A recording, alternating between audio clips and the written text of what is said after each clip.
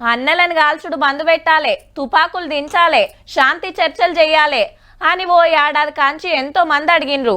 లేలే వాళ్ళే బయటికి రావాలి, లేకుంటే మేం చేసేది మేం చేస్తాం, తగ్గేదేలే అని సెంటర్ వాళ్ళు. అట్లా ఇంత ముదిరి లెక్కలేనన్ని ఎన్కౌంటర్లు జరిగినాయి, ఎంతో మంది పానాలు పోయినాయి. అయినా సరే నక్సలైట్లు అట్లనే నిలబడతారని నమ్మేటోళ్ళు బొచ్చెడు మంది. గిసొంటి టైంలా ఇప్పుడు కొత్త చర్చ నడుస్తుంది.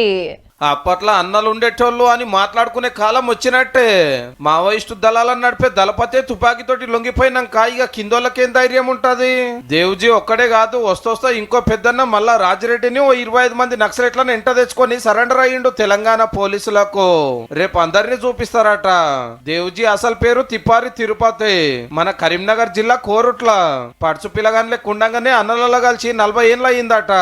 ఈడ నక్సలైట్లకు తక్లీఫ్ అవతోటి ఛత్తీస్గఢ్ దిక్కుపోయిండు దళాలతోటి.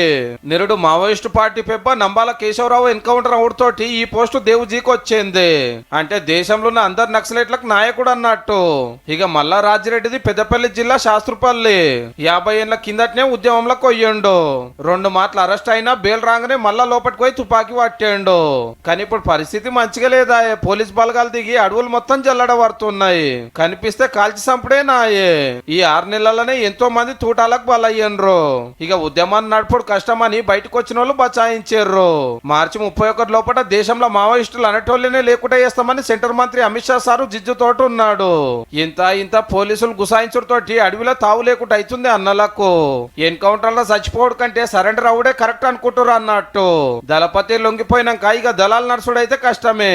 చూడాలి మరి సెంటర్ వాళ్ళు చెప్పిన తారీఖులలో ఏమైతుందో.